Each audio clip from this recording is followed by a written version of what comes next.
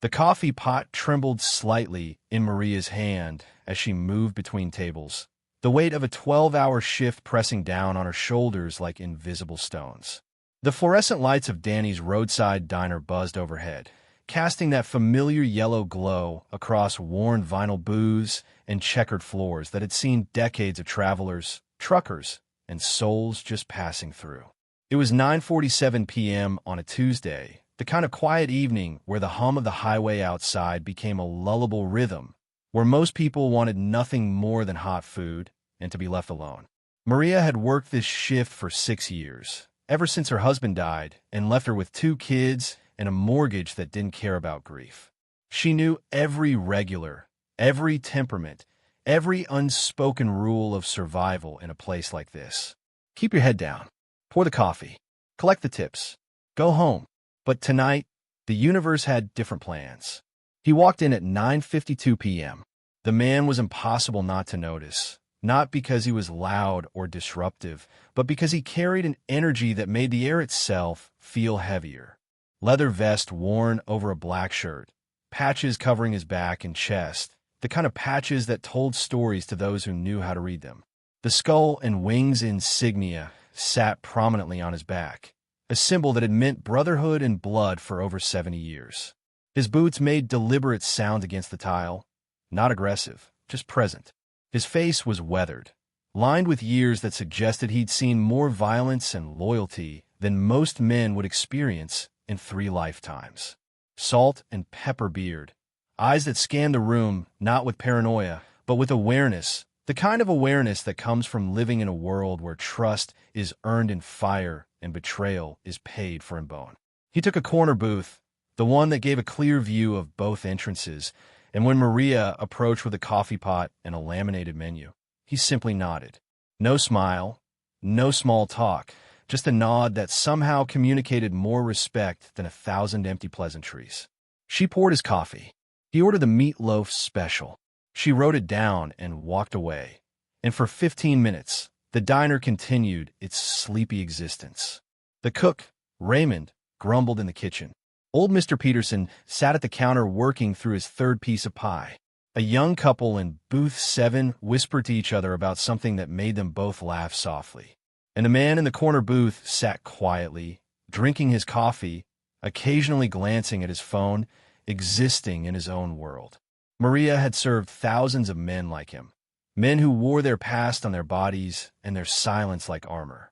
She'd learned long ago not to judge a man by his appearance, not to assume that leather and ink meant danger, because sometimes the most dangerous people wore suits and smiles and called themselves respectable.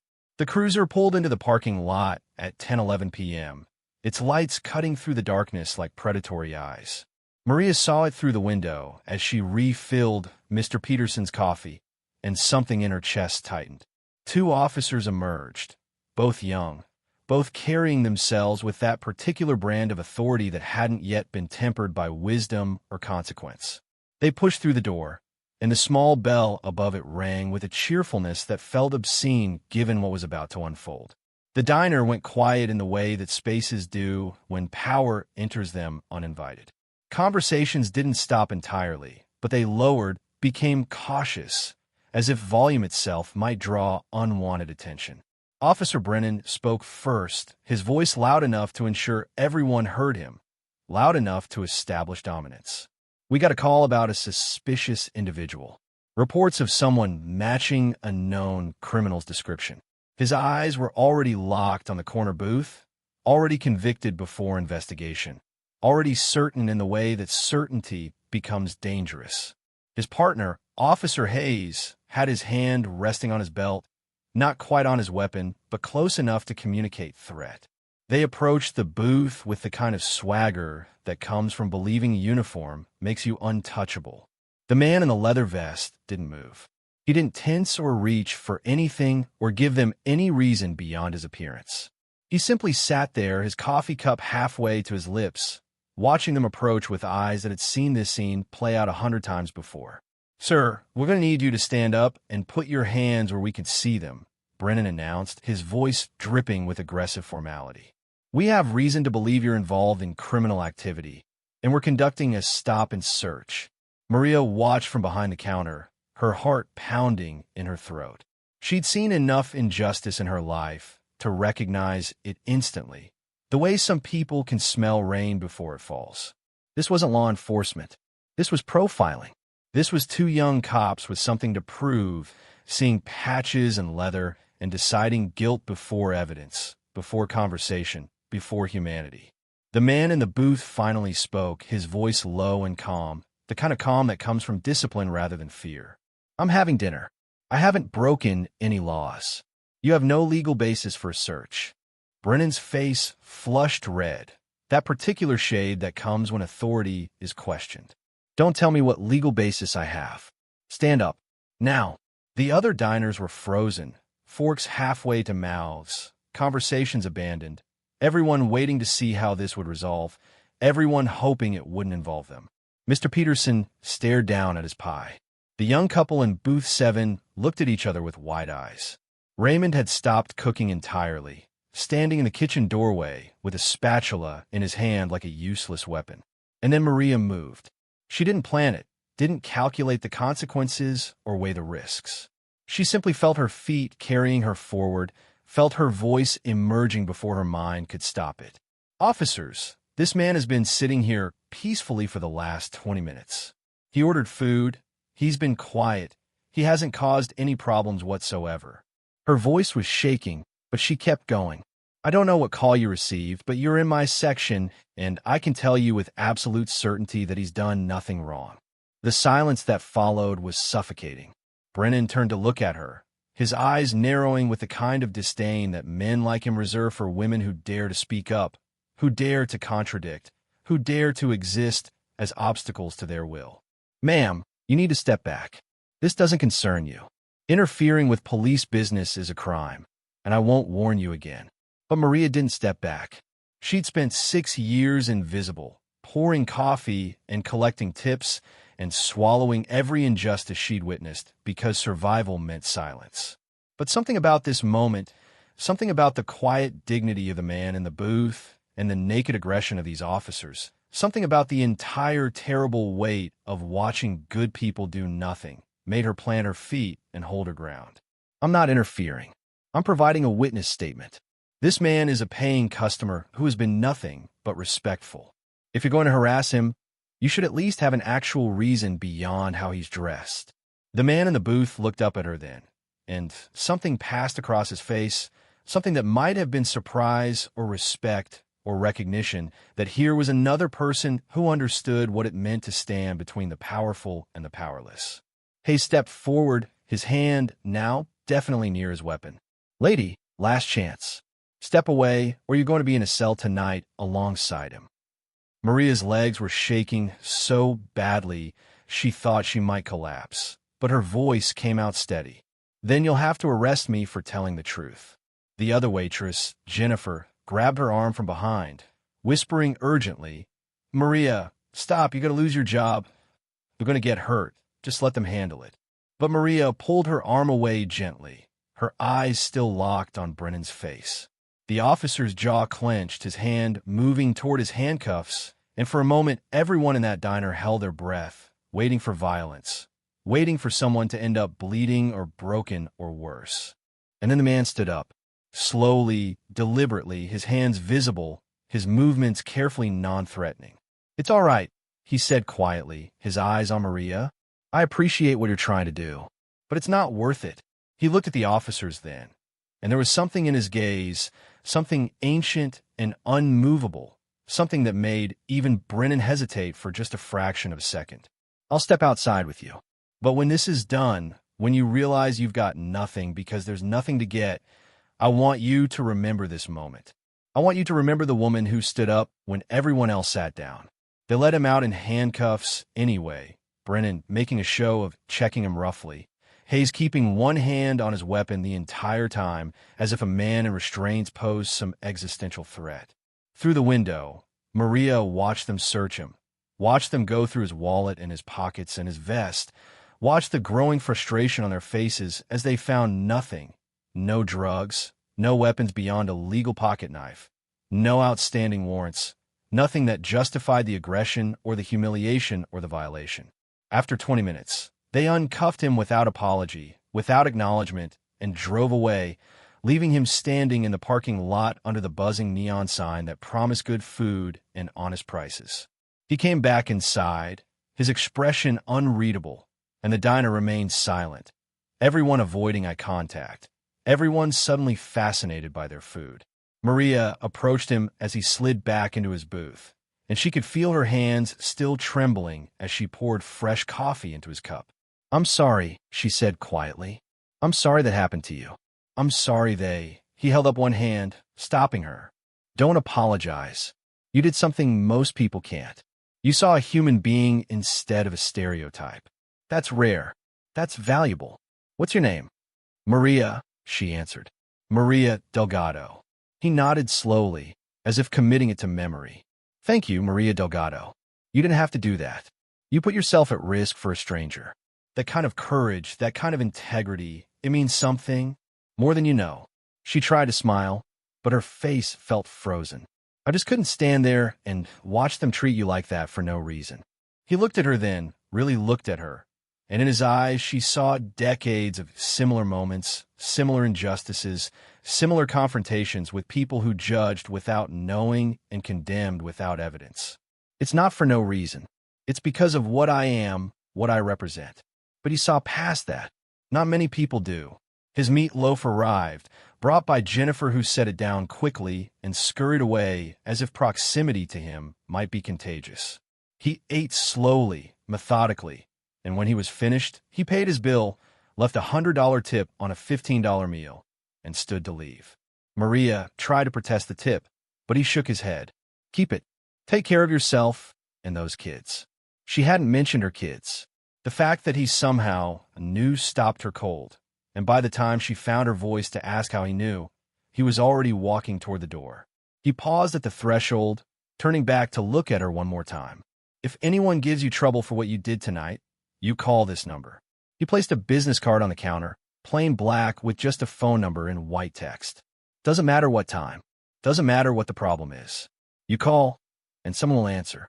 And then he was gone, his motorcycle roaring to life in the parking lot, the sound fading into the night until there was only silence and the resumed clatter of forks against plates and the whispered conversations of people who'd witnessed something they didn't quite understand. Maria picked up the business card, feeling the weight of it, the texture of expensive paper, and slipped it into her apron pocket. Jennifer approached her, eyes wide, voice low and urgent. "Maria, what were you thinking? You could have been arrested. You could have lost your job. Danny's going to hear about this, and you know how he feels about trouble."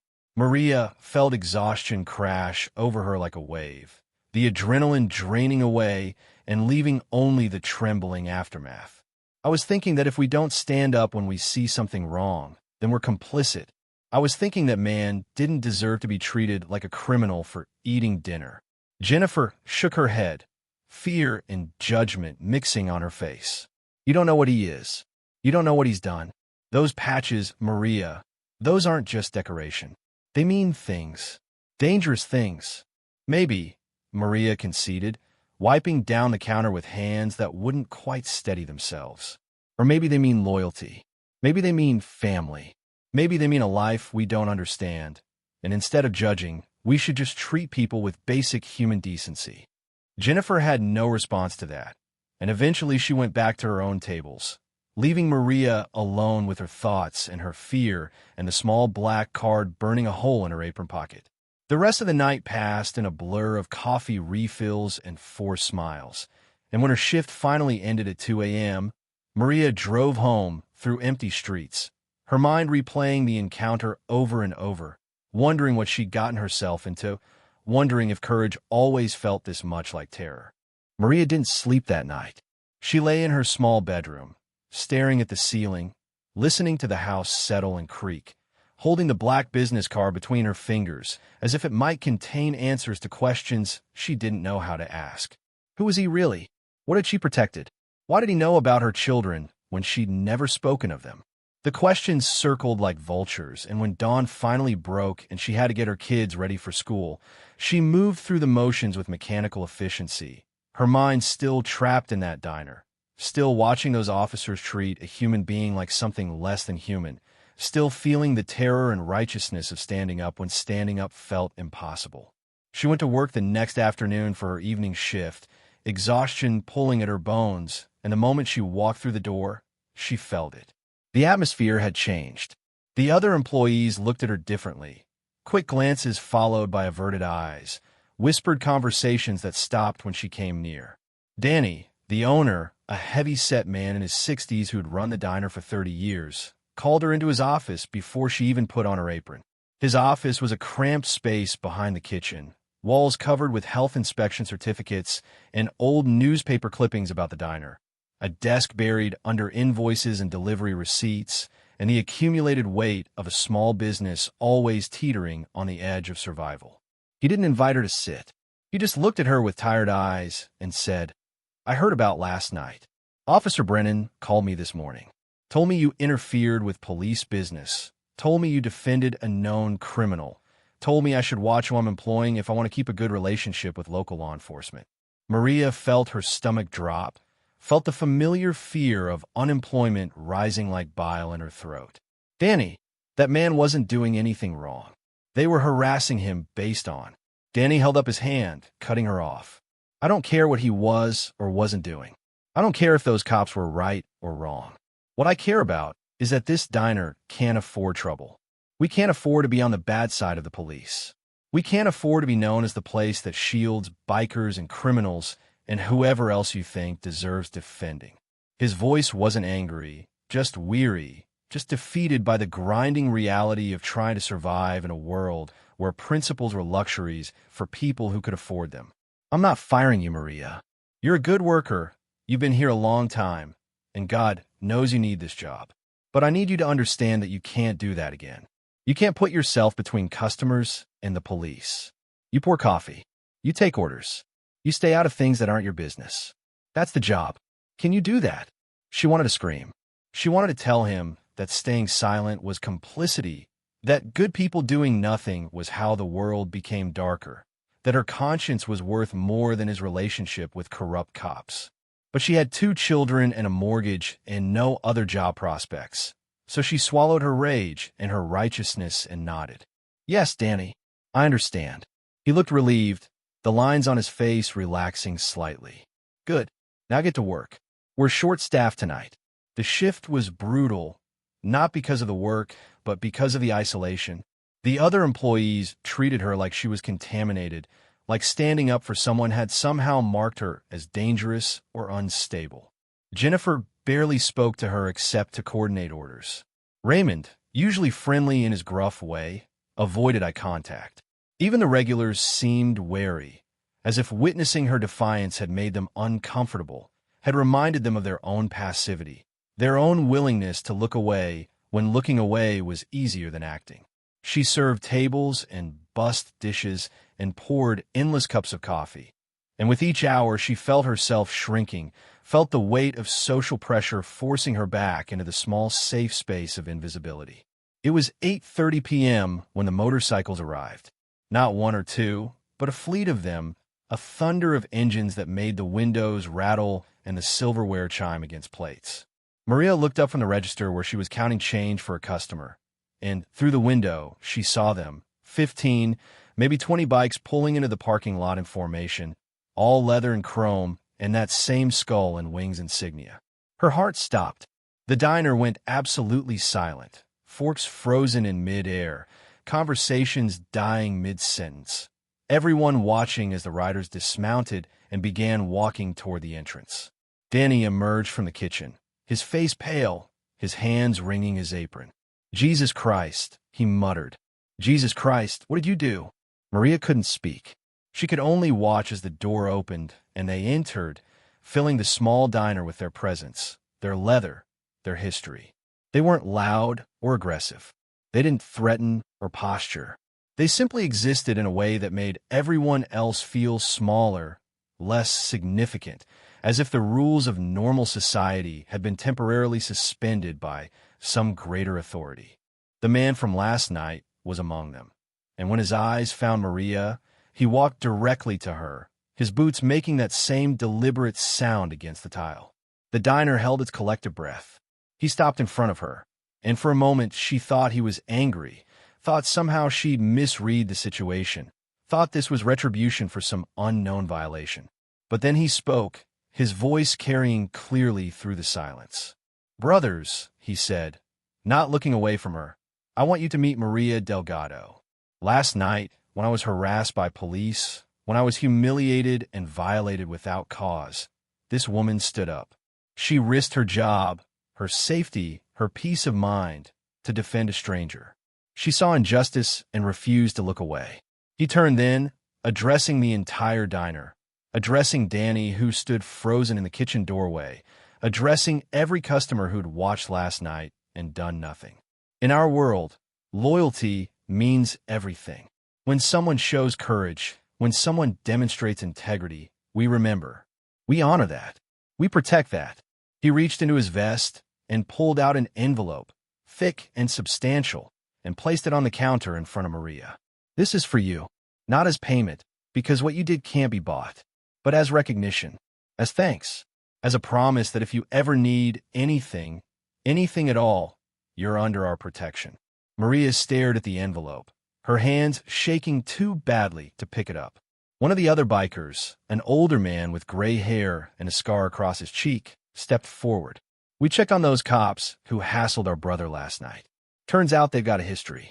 Complaints filed, settlements paid out, patterns of abuse that got swept under the rug because nobody wanted to make waves." He looked at Danny then, his gaze hard as granite. "And we found out that the owner of this establishment considered firing the only person brave enough to speak truth. That disappoints us." Danny's face went from pale to red, sweat beading on his forehead. I didn't fire her. I wouldn't. I just needed to make sure there wouldn't be more trouble." The man with the scar smiled, but there was no humor in it. Trouble comes whether we invite it or not. The question is how we respond to it, whether we stand for something or we kneel for anything. He turned back to Maria. "Your job is secure. If anyone, and I mean anyone, gives you problems because of what you did, you make one call. That number you were given? That's not a suggestion. That's a lifeline. We take care of our own, and last night, you became one of ours." Another biker, younger, with kind eyes and ink covering every visible inch of skin, added, "We're not what people think we are. Yeah, we're rough. Yeah, we've made mistakes and done things we're not proud of. But at our core, we're about family. We're about loyalty. We're about standing up when standing up costs something." You understood that instinctively. Most people don't. The man from last night opened the envelope and pulled out what had to be several $1,000s in cash, placing it deliberately on the counter where everyone could see. "This is from all of us. Use it however you need. Your mortgage, your kids' education, whatever keeps you and your family safe and secure. And know this, every brother and sister in this club, from here to the coast, knows your name now, knows what you did. You're protected." Jennifer had backed up against the far wall, her eyes wide with something between terror and awe. Mr. Peterson was crying quietly into his coffee, though Maria couldn't understand why. The young couple from Booth 7 were holding hands across the table, watching the scene unfold like they'd stumbled into a movie. And Maria felt something breaking inside her, not from fear, but from the overwhelming weight of being seen, being valued, being recognized for doing what she thought was simply right. She finally found her voice, though it came out barely above a whisper. "I don't understand. I couldn't let them treat you that way. I couldn't watch it happen and do nothing." The man smiled then, a genuine smile that transformed his weathered face into something almost gentle. "That's exactly why this matters. Most people can watch injustice happen. Most people convince themselves it's not their problem, not their fight, not their responsibility. You couldn't. That kind of moral clarity, that kind of backbone, that's rare. That's precious." One of the other bikers called out from a booth where several of them had settled. "We're all ordering the meatloaf special. Heard it's excellent." And just like that, the tension broke slightly.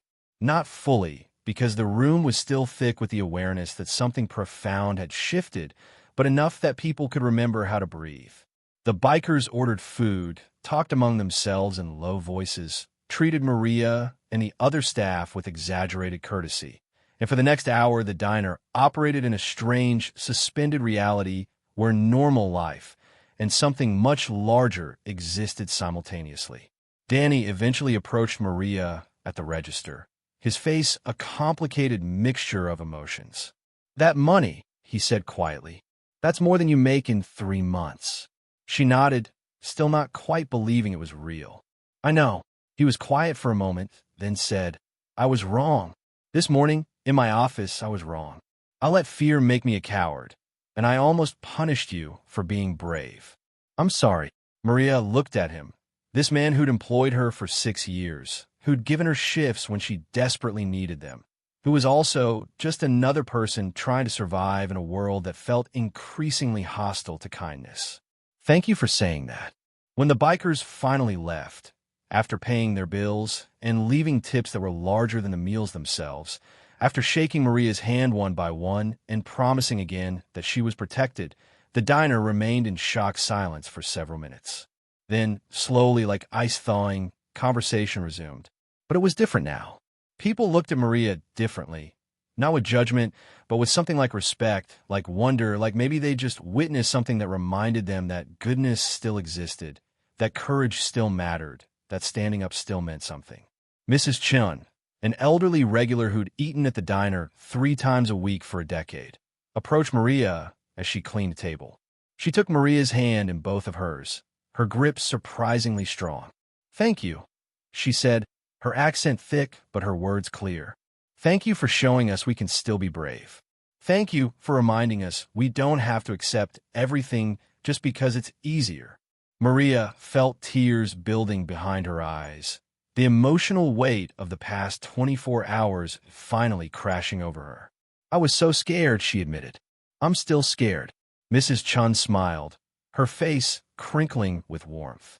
"Brave people are always scared. That's what makes them brave." When Maria's shift ended that night, she sat in her car in the parking lot for a long time, holding the envelope of money, holding the black business card, thinking about loyalty and family and the strange ways that doing the right thing can change everything. She thought about the man in leather who'd turn out to be so much more than his appearance suggested. She thought about systems of power that protected bad cops and punished good people. She thought about the unexpected allies who appear when we least expect them, who see our courage and honor it with their own. She drove home slowly, and when she got there, she held her sleeping children a little tighter, grateful for this job that almost fired her, grateful for the fear that made her brave, grateful for the reminder that in a world increasingly defined by cruelty and indifference, small acts of courage still ripple outward in ways we can't predict or measure. The money would help, would relieve pressure that had been crushing her for years. But what mattered more was the knowledge that she'd done the right thing when doing the right thing cost something, and that cost had been returned tenfold in the most unexpected way. The next morning, Maria woke to a call from Danny. Officer Brennan had been placed on administrative leave pending an investigation into his conduct. Multiple complaints had been filed, all anonymous, all detailing incidents similar to what Maria had witnessed. The department was taking it seriously now, in a way they hadn't before. Maria didn't ask how this had happened. She didn't need to. She understood that loyalty worked both ways, that protection meant action, that the family she'd been welcomed in a play by different rules, but honored them absolutely. The lesson settled into her bones like truth. Respect isn't about appearances, loyalty isn't about convenience. And sometimes the people society tells us to fear are the ones who understand honor most deeply. She went to work that evening with her head held higher, with the knowledge that courage begets courage, that standing up invites others to stand with you, and that in the darkest moments, when everything tells us to look away, choosing to see and act and risk everything is what separates merely existing from truly living. If this story moved you, if it reminded you that courage still matters in a world that often rewards conformity and punishes defiance, please subscribe to this channel.